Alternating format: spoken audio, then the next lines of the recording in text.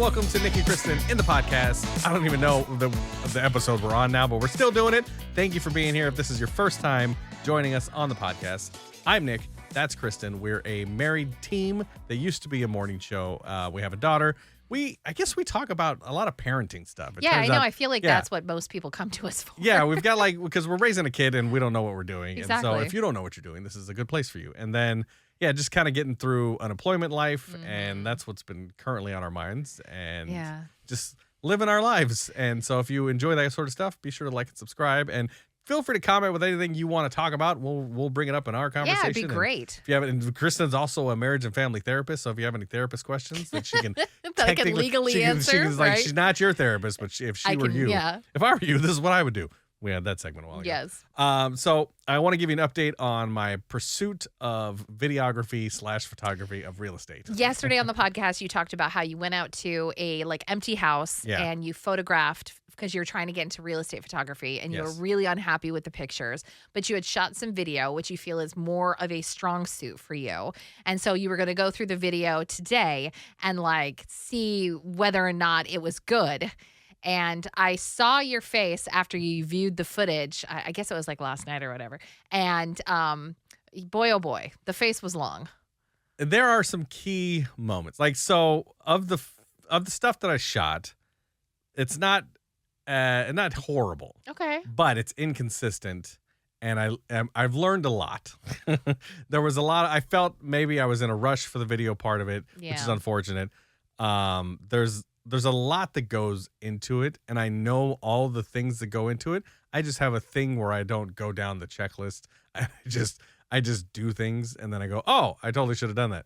I knew to do that, but I didn't do that. So it's a lot of that, the color grading and the the technical, the white balance on stuff. So some stuff is yellow, some stuff is blue, and you can fix that sometimes. But then if you keep your automatic white balance on, I don't know if you've ever had your phone out and you walked from outside to inside. Yes. And you see how it goes dark to light. Mm-hmm. You're supposed to turn that off. And I did not turn that off. So there are times where I'm like, oh, this looks great. And then it suddenly gets dark because I hit a window.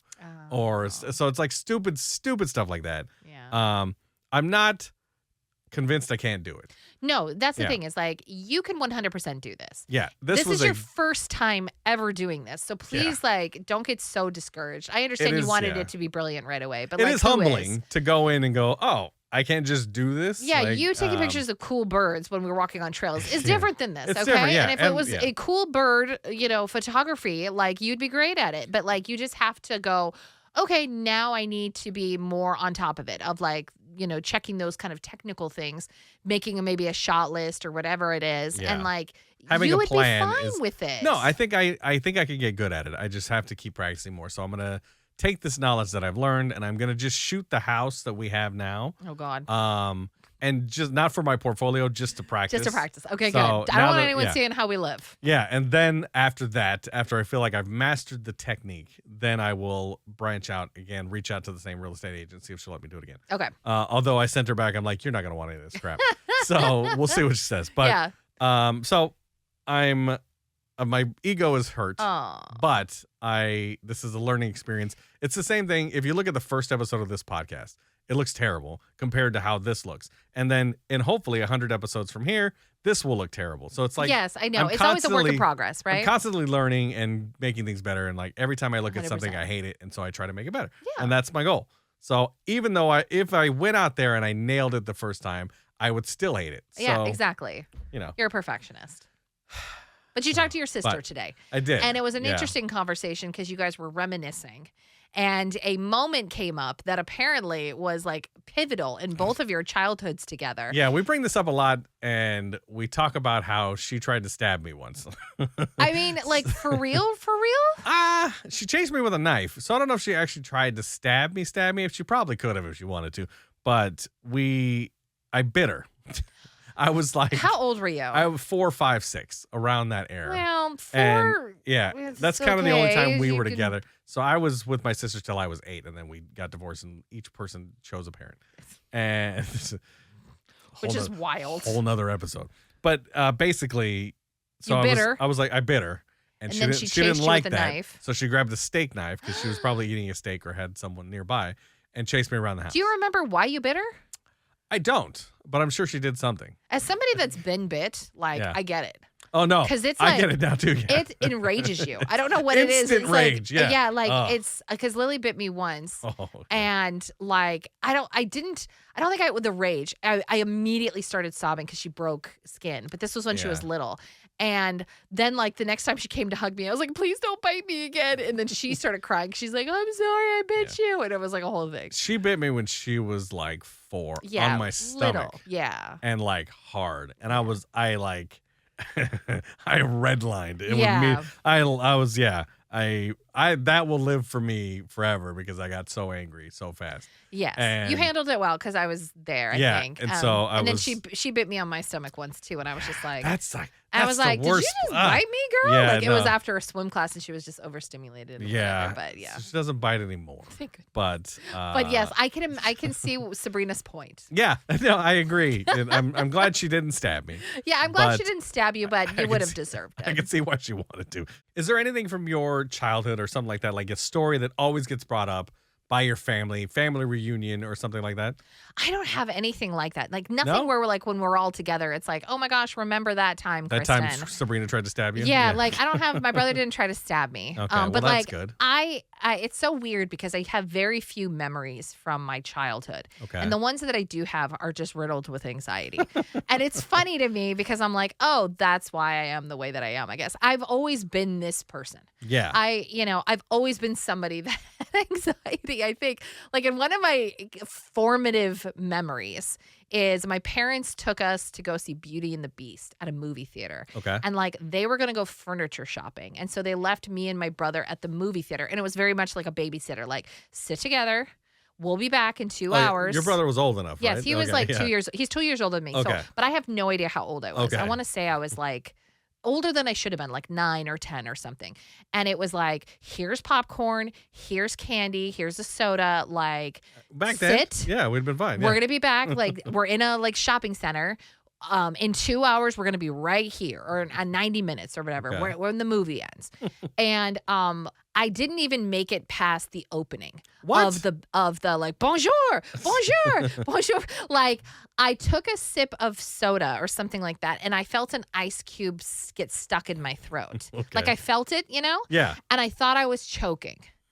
And so I left the theater sobbing hysterically, trying to get the attendants to help me because I'm I'm choking, I'm dying, I've got ice stuck in my throat, and I was like, mom, and I don't even know if they had even left yet, or I don't know how they knew or whatever, but they came back.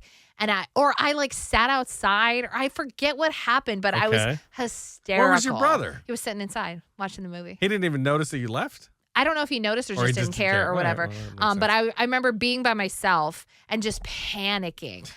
Could not sit in the movie theater because my heart was racing so hard because I thought I was dying. Yeah. And I remember my Did dad. you, after 5 minutes, didn't you realize you weren't? Well, that's the thing is that's the thing about anxiety, right? Yeah. Nothing makes sense. And I remember my dad coming up afterwards going, "It's an ice cube. It would have melted. Just give it a second and it would have melted." Yeah. And it would have been fine. And I intellectually, I understood that, but I was so terrified. I have no idea if anyone even remembers that in my family, but it's one of those, it sticks out into my memory. I missed the entire movie. I just sat there bawling. I 100% could see Lily doing that. Yeah. She doesn't show signs of anxiety. Well, a little bit. Yeah. But she also, I feel like I can't ever leave her alone anywhere without her freaking out. Just finding some reason to find us. Recording this podcast for 15 minutes at a time is a miracle that she doesn't run into this room. There's sometimes we have to get creatively, and when we have to edit creatively because there's people, she's coming in going, "What's going on? Yeah. Why are you or here?" Yelling at us from another room. Yeah. Asking us to read a word for her. But she's an only child, right? Yeah. And so I kind of get that, the demand for your attention. Yeah. But I had a brother. you had a brother, could have hung out with me or kind of convinced me, hey, yeah, you think okay, being 2 years apart, I imagine your parents were like, these guys are going to be besties. And for some reason, it just did not work out. But We'll have to dive into that a little bit later. Oh, we don't have to, but yes. Miss Therapist. There's no ice in my cups till this day. No, I'm just kidding.